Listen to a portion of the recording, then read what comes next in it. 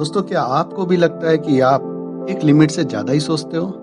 मन ही मन में कुछ ना कुछ चलता रहता है। ये करना है, वो करना है, ये बचा है, वो बचा है। हमेशा मन एक मशीन की तरह लगातार चलता रहता है। सोचना तो सही है, पर ज्यादा सोचना तो खतरनाक होता है। आइए दोस्तों, गौतम बुद्ध की इस कहानी से जानते हैं मन को शांत कैसे किया जा सकता है। और अगर इस कहानी को आप समझ गए तो अपने मन को शांत करना हो जाएगा आपके लिए बहुत आसान। एक दिन गौतम बुद्ध से मिलने एक व्यक्ति पहुंचा। वह व्यक्ति बुद्ध से बोला कि मैं आपसे कुछ प्रश्न पूछना चाहता हूँ, कृपया आप मेरे सारे प्रश्नों का उत्तर दीजिए। बुद्ध ने देखा कि वह व्यक्ति बहुत ही अशांत सा लग रहा है।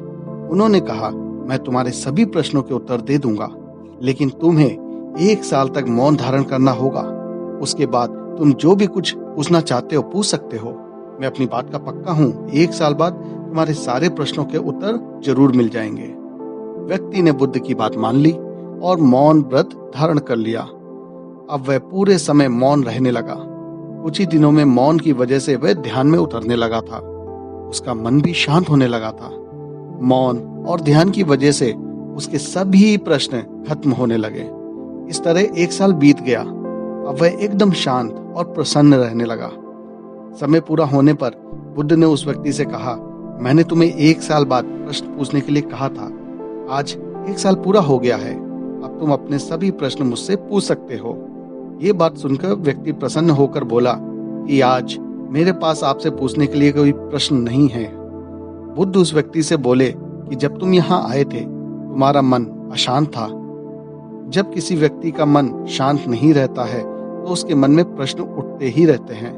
अशांत मन परेशानियों का कारण बनता है। हमारे मन की 2 अवस्थाएं होती हैं, एक में प्रश्न होता है और दूसरी अवस्था में उसी के उत्तर होते हैं। मौन की वजह से हमारा मन दूसरी अवस्था में पहुंच जाता है, जहां हमारे प्रश्न खत्म हो जाते हैं और हमारे पास उत्तर ही उत्तर होते हैं। तो दोस्तों, अगर इस कहानी को हम प्रैक्टिकली रूप में लें तो जीवन में एक नई शुरुआत की जा सकती है। दोस्तों, खुश रहना है तो एक काम करें, लोग क्या कहेंगे, क्या सोचेंगे, ये सोचना बंद कर दें। जीवन में कोई भी कठिनाई क्यों ना हो, हम शांत रहें तो हर समस्या का समाधान मिल जाता है। जय हिंद, जय भारत।